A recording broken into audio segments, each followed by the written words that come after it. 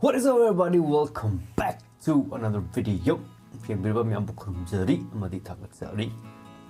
Ngasi akoina video reaction tawgidabasi new Manipuri viral reels. Wow, viral Instagram reels. Hoi. Yamna interesting oiva reaction oidoine.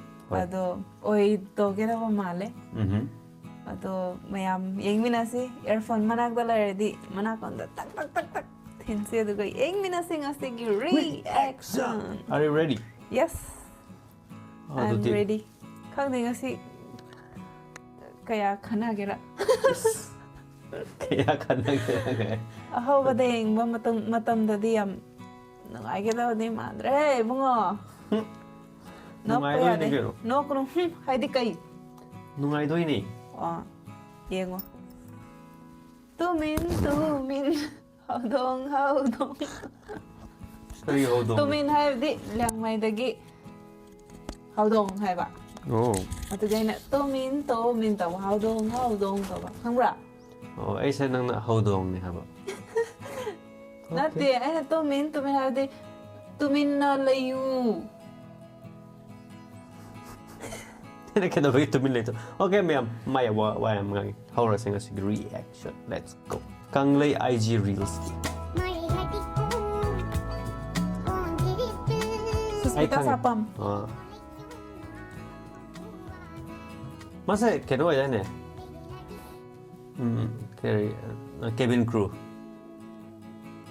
Kahino. Cabin crew ne. Nang kamay na khange ba. YouTuber masen khang na ba hai tare. Nate adomai na khang na ba na to. Knowing each other. Ni. Wow.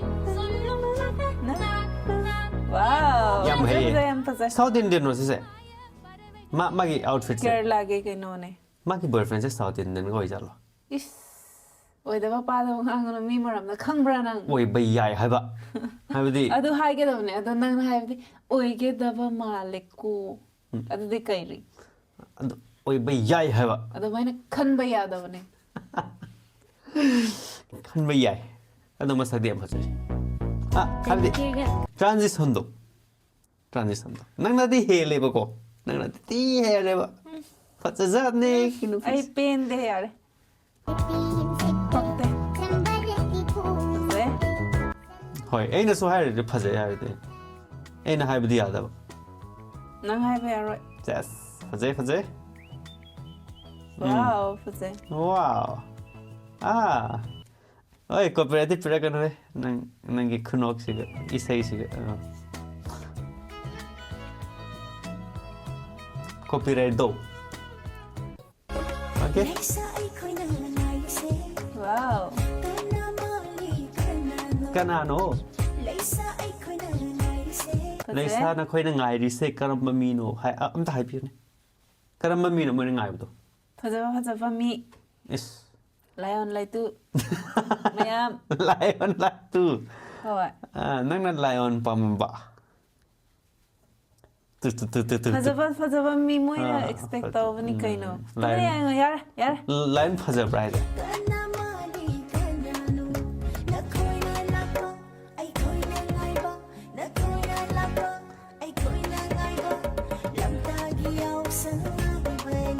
Phajai. Oh, nupa ngai bra. Yaw sang ngai ba le na su la le.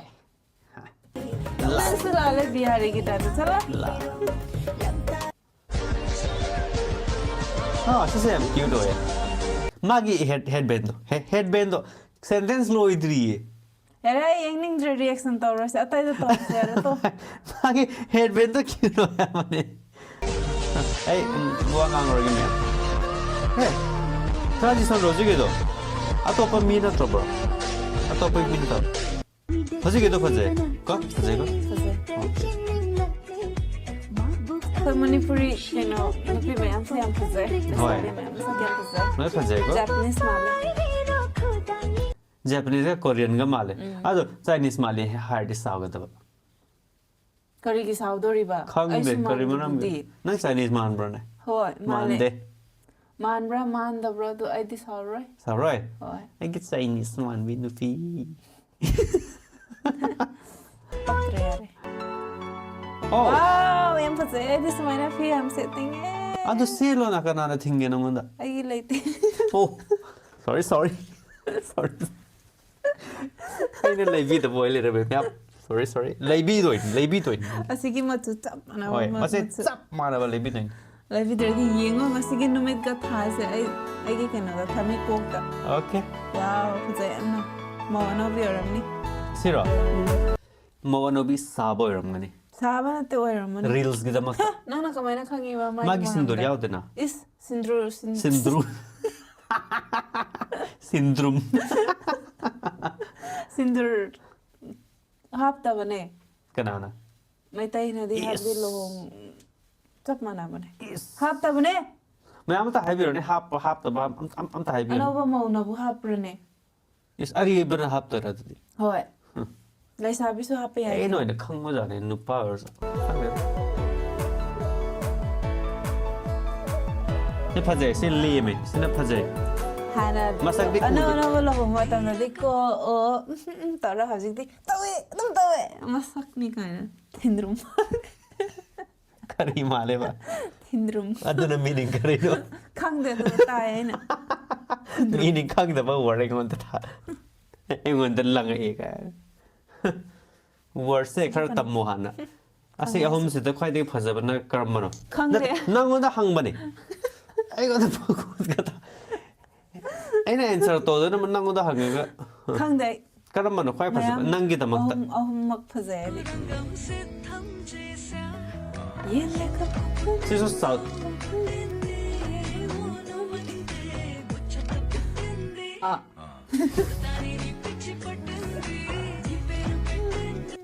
ꯅꯍꯥꯟ ꯑꯩꯈꯣꯏꯒ ꯖꯦꯒ ꯇꯧꯕꯗꯣ reels ꯑꯣ ꯖꯦꯟꯅ ꯁ꯭ꯇꯦꯌꯔꯁꯇꯒꯤ ꯆꯦꯟꯕꯗꯣ ꯇꯧꯕꯗꯣ ꯍꯣꯏ ꯃꯣꯏꯁꯨ ꯃꯣꯏ ꯕꯣꯏꯐ꯭ꯔꯦꯟꯁꯦ south Indian ꯑꯣꯏꯖꯥꯠꯂꯣ ꯄꯛꯇ꯭ꯔꯦꯀꯣ Just ꯅꯁꯛꯇꯣ ꯌꯥꯔꯦ kidding. ꯑꯗꯣ ꯑꯣꯚꯔ ꯁ꯭ꯃꯥꯔꯠ ꯑꯣꯏ ꯗꯥꯏꯔꯦꯛ ꯃꯥꯜꯂꯦ ꯎꯞꯄꯁꯦ ꯑꯩ ꯌꯥꯝ ꯈꯔ ꯀꯩꯅꯣ ꯑꯣꯏꯕꯅꯦ ꯑꯁ ꯀ꯭ꯌꯨꯠ ꯔꯤꯌꯦꯛꯁꯟꯒ ꯑꯣꯏꯕꯅꯦ ꯇꯧꯅꯤꯡꯗ꯭ꯔꯦꯗ ꯉꯁꯤ ꯑꯩ ꯊꯋꯥꯏ ꯌꯥꯝ ꯅꯨꯡꯉꯥꯏꯇꯦ ꯅꯪꯒꯤ ꯑꯣꯅꯣꯞ ꯄꯨꯔꯛꯄꯤꯌꯨꯔꯥ ꯀꯔꯤ ꯒ꯭ꯂꯥꯁ ꯌꯥꯔꯦ ꯀ꯭ꯌꯨꯠ ꯑꯣꯏꯕꯅꯦ ꯑꯣꯅꯣꯞ ꯍꯥꯞꯄꯗꯣ ꯑꯗꯨꯒꯤ ꯀꯩꯅꯣ ꯅꯨꯄꯤ ꯑꯃꯒ ꯁ꯭ꯄꯦꯛ ꯎꯞꯄꯒꯤ ꯍꯥꯏꯕ ꯑꯣꯏꯔꯝꯅꯤꯅꯦ ꯃꯁꯛꯅꯤ ꯀꯥꯏꯅ ꯊꯤꯗ꯭ꯔꯨꯝ ꯃꯥꯟꯕ ꯆꯠꯂꯣ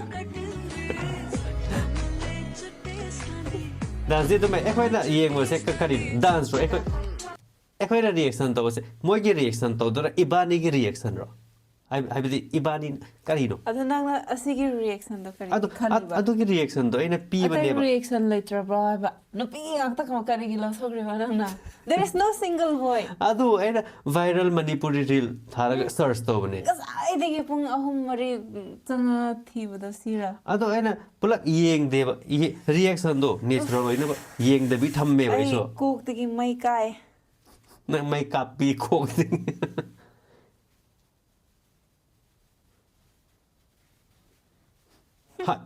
ꯁꯝ ꯐꯖꯩ ꯁꯥꯡꯉꯦ ꯀꯣ ꯑꯗꯨꯗꯩ ꯁꯥꯎꯋꯦ ꯑꯩꯒꯤ ꯁꯝꯗꯤ ꯀꯥꯈꯜꯂꯒ ꯃꯥꯅ ꯀꯛꯍꯜꯂꯒ ꯍꯥꯏꯅ ꯃꯥꯅ ꯑꯩ ꯁꯝ ꯀꯛꯀꯦ ꯍꯥꯏꯔꯒ ꯑꯩꯅ ꯀꯛꯀꯅꯨ ꯐꯖꯩ ꯍꯥꯏꯔ ꯃꯥꯅ ꯁꯥꯎꯕꯒꯤ ꯑꯣꯀꯦ ꯀꯛꯊꯠꯂꯣ ꯍꯥꯏꯔꯒ ꯀꯛꯄ ꯅꯨꯃꯤꯠꯇꯒꯤ ꯔꯤꯒ꯭ꯔꯦꯠ ꯆꯥꯕꯗ ꯃꯥꯅ ꯍꯧꯖꯤꯛ ꯐꯥꯎ ꯔꯤꯒ꯭ꯔꯦꯠ ꯑꯗꯣ ꯑꯁꯥꯡꯈ꯭ꯔꯦ ꯅꯪꯒꯤꯁꯨ ꯁꯝ ꯑꯗꯣ ꯁꯝ ꯃꯥꯒꯤ ꯃꯁꯛ ꯍꯥꯏꯕ ꯅꯠꯇꯕ ꯑꯩ ꯌꯦꯡꯅꯤꯡꯗ꯭ꯔꯦ ꯑꯩ ꯇꯥꯅꯤꯡꯗ꯭ꯔꯦ ꯃꯁꯛ ꯊꯨꯅ ꯍꯥꯏꯕ ꯅꯠꯇꯦ ꯂꯣꯏꯁꯤꯜꯂꯁꯦ ꯉꯁꯤꯒꯤ ꯔꯤꯌꯦꯛꯁꯟ ꯑꯩ ꯋꯥꯊꯤꯁꯤꯡ ꯇꯥꯅꯤꯡꯗ꯭ꯔꯦ ꯗꯥꯟꯁꯁꯨ ꯍꯩꯌꯦ ꯑꯗꯨꯒ ꯁꯝꯁꯨ ꯁꯥꯡꯉꯦ ꯁꯝ ꯁꯥꯡꯉꯦ ꯍꯥꯏꯕ ꯑꯁꯤꯒꯤ ꯔꯤꯜꯁꯇꯣ ꯑꯩ ꯈꯪꯉꯦ ꯀꯔꯝꯕꯅꯣ ꯁꯤꯁꯨ ꯗꯥꯟꯁ ꯍꯩ ꯑꯗꯣ ꯀꯩꯅꯣ ꯑꯣꯏꯗꯦ ꯃꯤꯅ ꯅꯣꯏꯌꯦ ꯑꯗꯨꯗ ꯍꯥꯏꯕꯗꯣ ꯅꯣꯏꯔꯁꯨ ꯕꯣꯗꯤ ꯁꯦꯃꯤꯡ ꯇꯧꯕꯗꯣ ꯕꯣꯗꯤ ꯁꯦꯃꯤꯡ ꯅꯠꯇꯦ ꯀꯩꯅꯣ ꯁ꯭ꯂꯤꯝ ꯑꯣꯏꯗ꯭ꯔꯗꯤ ꯐꯖꯗꯦ ꯍꯥꯏꯅꯕꯗꯣ ꯂꯥꯜꯂꯦ ꯍꯥꯏꯕ ꯑꯩꯗꯤ ꯁꯨꯃꯥꯏꯅ ꯆꯕꯤꯅ ꯄꯥꯝꯃꯦ ꯍꯣꯏ ꯅꯪꯀꯣ ꯑꯩꯁꯨ ꯅꯪ ꯌꯥꯝ ꯄꯥꯝꯃꯤ ꯀꯣ ꯍꯥꯏꯕꯗꯤ ꯀꯩꯅꯣ ꯑꯣꯏ ꯍꯥꯏꯕ ꯐꯖꯩ ꯍꯥꯏꯕ if you take yourself if you carry yourself with kari what you are no confidence you look good even if you are chubby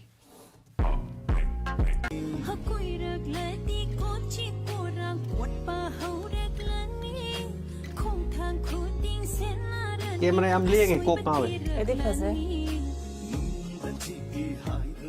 ꯑꯩꯅ ꯐꯖꯩ ꯍꯥꯏꯔꯝꯃꯗꯤ ꯃꯥ ꯁꯥꯎꯒꯗꯕ ꯑꯗꯨꯒꯤ ꯀꯩꯅꯣ ꯑꯁꯤꯒꯤ ꯁꯥꯏꯗꯤ ꯋꯥꯠꯇ ꯄꯥꯗꯕꯤ ꯂꯩꯔꯥꯡꯅꯤ ꯃꯥꯟꯗ꯭ꯔꯥ ꯅꯪ ꯁꯥꯎꯅꯦ ꯋꯥꯠꯇ ꯄꯥꯗꯕꯤ ꯂꯩꯔꯥꯡꯅꯤ Jamna ke rabi mai thumni Oh. hai nang lai nam Oh. che laba Oh. mura Oh. dangi Oh. samlani Mura ai ki samlang ne.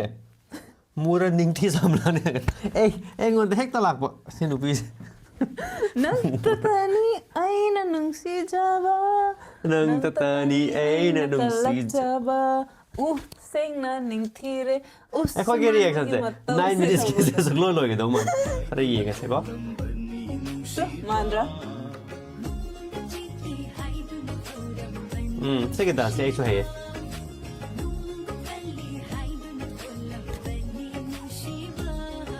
Okay. wow second verse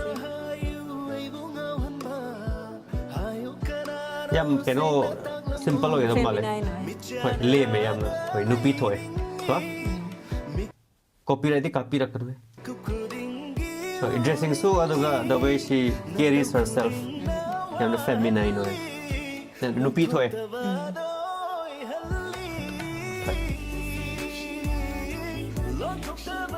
मेरी जान मुझे क्या ही पता था रंग बदले ये कैसे आसमां ऐसा खाना में सेमरा में मायना Asidi like Manipuri gi moi gi dum like dress na tra. Like top ga kan phanek ka. This is like normal. Na tra. Ado something missing. Mathada gi inwa phi to. let's have the interest here Oh. Ese nga sai no pi to na tra. Ana ai koi ne react to. Yao khi ba ma hoi angang ba yao. Masi ko mai ya se. Sai na ya ni sai na vampire. Ei su ya ba ha ga da ba. yaude yare uthandra si yare nagi Angang ni. Nang nakarigi kalakwa. Kalakwa ka sa angang ni si.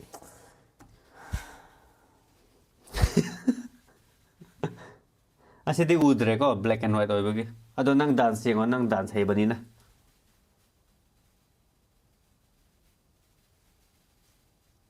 Energy ya be lek mayam hai.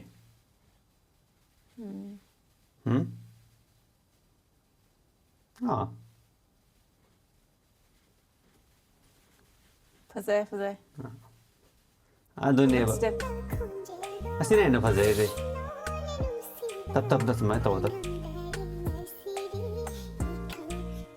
tau to Sina ke Box re yare. Sina ke no eba yamna feminine o eba. adu nang na tau do feminine oi de homo male Mai matho thamni. tamdra si yare Tam.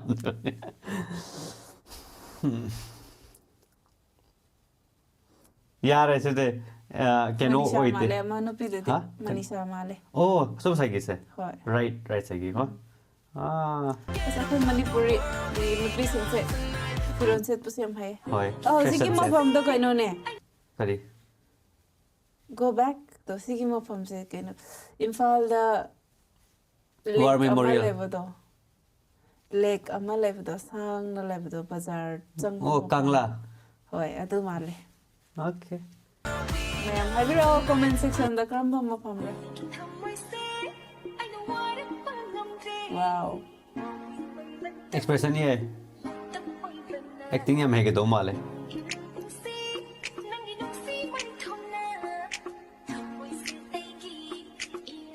yam phazai mana for next set to do Hoi. hai yam pa me Phanek yam phazai yam phache.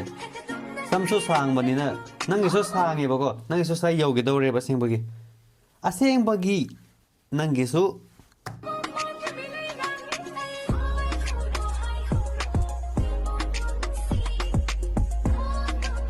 phazai yam hai. Ado ai ge nupi na di yen mane ko mayam. Dance to se yam hai bani ge nupi se pro ne.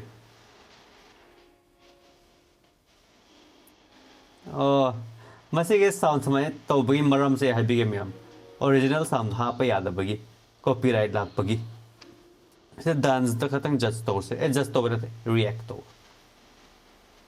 Kai no nang sa do. Nang na phazai ha de nang ko I he ni hele. Sansar ki prithvi se ko malem da nang na khwai de best star. nang yam ngang ye yadre Okay, why yam ngang ro ge mayam. Na na na na na na na na na na na. ऐसे की reels तो खाएंगे. Nang sound same biro do de. Hey, nang yaro ito ito yan mo. Right. ना ना करी करी ना ये gitu. Ate, ay na yang mana te? Ngasih lo rasa ngasih. Gitu apa ya?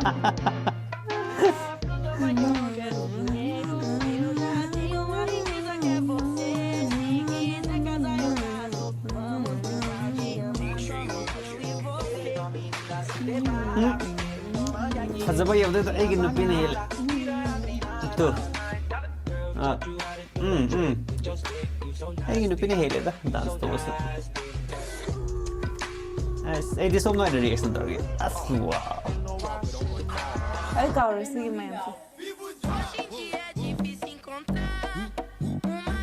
Ay kau rasa gimana rasa? Mana di kamera mana? Panik bosnya lah pak. Look feminine already. Yes, it's very fuzzy. nice. Yeah, very fuzzy. Soma male mati. Soma from Miso. Na na na na na na. Just kidding. Soma from Amazon. Wow.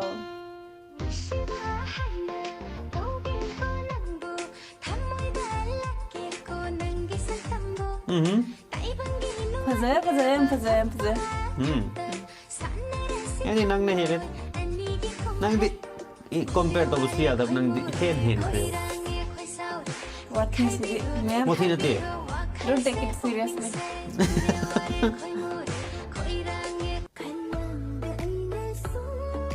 Wow. Ay, may panik siya ito tayo ang pami.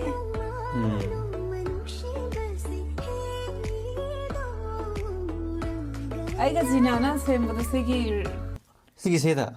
Isa ito. Same bro. Same room में.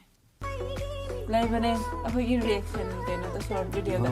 Kasi ay nung kinoma de like feminine no.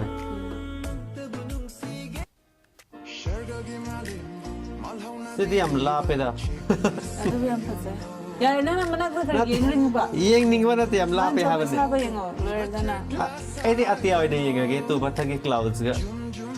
Ano yung Ay du yang oi tu. Maninggi yung do yung. Oh maningi yum do ne yang ge di me. Madag sa gi low gi de phau gumba. Ado ai da ure dai di ate kari su de lambi phatta ba ga ure. Lambi ure. Kai da no nu pi u de hai de. Ai di som da ta nu pi u e. Loire. Thank you so much for Saudi da bagi. Saudi ceremony ai ya che cha. Ko? Nang Saudi ko? Ay sabi. Sige, reaction si di. Hina nung ay trada. Kare kinuha ito ba? Ay lupa do ki reaction do yung trada. Yung raga nung ay trada. Oh. At ay natawra si. Chalo. Alright guys. Matang video ta. Ay lay ready. Tingnan si ay lay ready. Kang dre. May video take na upload to rin dum kang view. Ay masak yada bi. Ay mo mai do po kay grab ni. Alright, tadi matang video da mo ka tang si. Ni mala pa Manipur na. Yay kare.